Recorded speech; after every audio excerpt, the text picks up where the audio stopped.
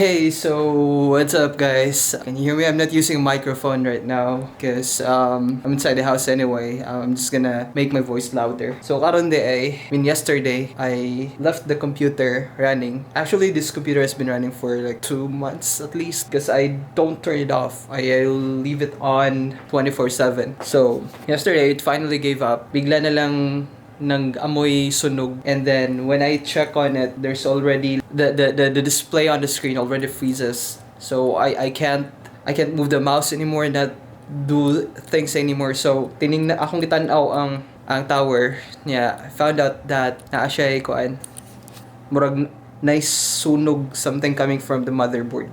So here it is. I already opened this one, and if you notice, the fan here, it's already covered with dust. That's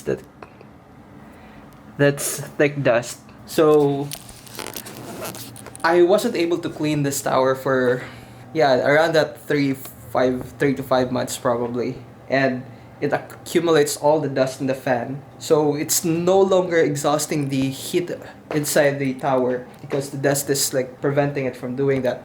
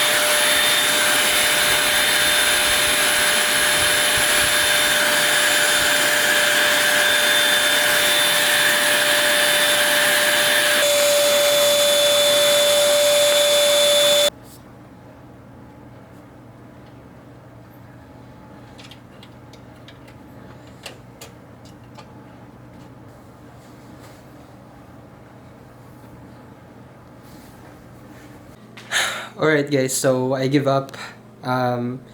Di na jud ma-recover ang motherboard. Ako nang gitry og hard reset, ako nang gi-jumper reset, ako nang gipang-ibot tanan ng connections and just leave the power connector to the motherboard. So wala na jud siya pag-asa. Na-try na nako tanan hardware troubleshooting, nag-search na ko.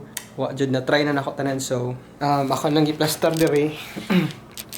I need to replace the motherboard and the CPU for this, because if the CPU toasted the motherboard tungod sa pag-overclock nako, then there's like 90% probability na damage na po ang processor. So I need to replace both. I'm done actually cleaning the room. I just like I just paused the video, taking video earlier because I was like really busy cleaning the room. And as you all know, today is Wednesday, so it's my day off.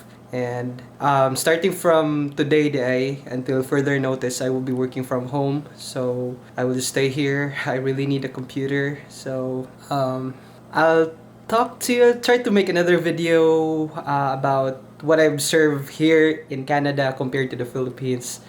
Since wapod ko nakabuhat og kuan ay akong video tong pag first year na ko diri. So 1 year and 5 days na ko diri sa Canada exactly. So I'll talk to you again. Thank you so much for watching, guys. Again, my name is Renz. If you're new to my channel, please subscribe. I make contents about my life here living alone in Canada.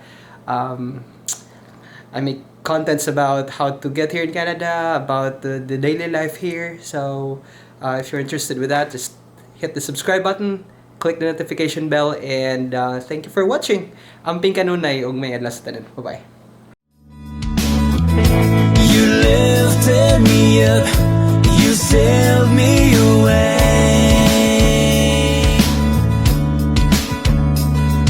The world keeps on turning, the struggles never end, but take